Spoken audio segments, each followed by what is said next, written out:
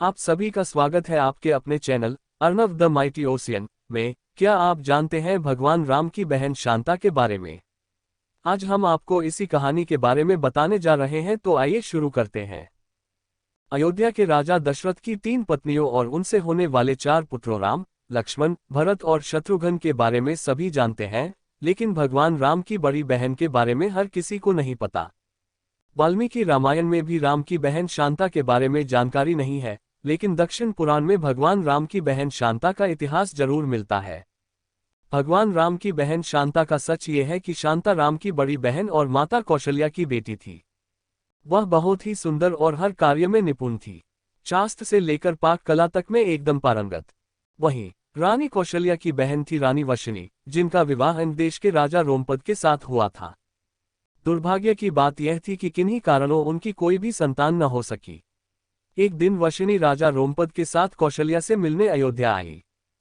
जब सभी एक साथ बैठकर भोजन कर रहे थे, तभी वशिनी ने दशरथ की पुत्री शांता की शालीनता और कार्यकुशलता से मोहित होकर अपनी एक इच्छा प्रकट की।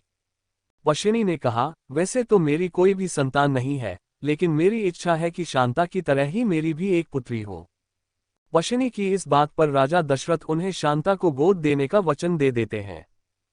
इस प्रकार राजकुमारी शांता अन्य देश के राजा रोमपद की पुत्री बन जाती है। एक दिन राजा रोमपद किसी काम में इतना खोए रहते हैं कि उनकी चौखट पर आए ब्राह्मण की आवाज उन्हें सुनाई ही नहीं देती। फलस्वरूप ब्राह्मण को खाली हाथ वापस लौटना पड़ता है। देवराज इंद्र को राजा रोमपद द्वारा किया गया ब्राह्मण का यह अपमान जरा भी रास नहीं आता। वह अन्य देश में वर्षा न करने का निश्चय कर लेते हैं। ऐसे में बिना वर्षा अन्य देश में सूखा पड़ जाता है। इस वजह से अकाल की स्थिति पैदा हो जाती है। इस समस्या से उबरने के लिए राजा रोमपद ऋषि श्रम के पास जाते हैं और उनसे इस समस्या का उपाय पूछते हैं। ऋषि राजा को यज्ञ कराने की सलाह देते हैं, जिससे रूठे इंद्र देव को मनाया जा सके। राजा रोमपद ऐसा ही करते हैं और यज्ञ के बाद अन्य देश में पुनः वर्षा होती है। इससे अन्य देश में आई समस्या का अंत होता है। ऋषि श्रम से प्रसन्न होकर राजा रोमपद उनसे अपनी पुत्री शांता का विवाह करा देते हैं। शांता के बाद राजा दशरथ के कोई संतान नहीं थी। इसके लिए वह बहुत ही चिंतित रहते थे। इसी कारण वह भी ऋषि श्रम के पास जाते हैं। ऋषि श्रम उन्हें कामाक्षी यज्ञ कराने की सलाह देते हैं। ऋषि के कहे अनुसार राजा दशरथ कामाक्षी यज्ञ संपन्न कराते हैं और प्रसाद के रूप में खीर बनवाते हैं। यज्ञ समाप्त होने के बाद जो खीर का प्रसाद था, उसे राजा दशरथ की तीनों पत्नियां कौशल्या, सुमित्रा और कैकेयी ग्रहण करती हैं। कामाक्षी यज्ञ के प्रताप से रानी कौशल्या को पुत्र के रूप में राम, कैकेयी को भरत और सुमित्रा को लक्ष्मण व शत्रुघ्न की प्राप्ति होती है। चारों पुत्रों को अपनी बहन शांता के बारे में कुछ भी मालूम नहीं होता है।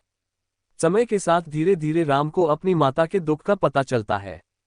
साथ ही भगवान राम की बहन शांता के जीवन का सच, जो कोई नहीं जानता था, राम को मालूम हो जाता है। बहन शांता के बारे में जानने के बाद राम अपनी मां को बहन शांता से मिलवाते हैं और सभी पुराने मतभेदों को दूर कर एक साथ रहने का वचन देते हैं।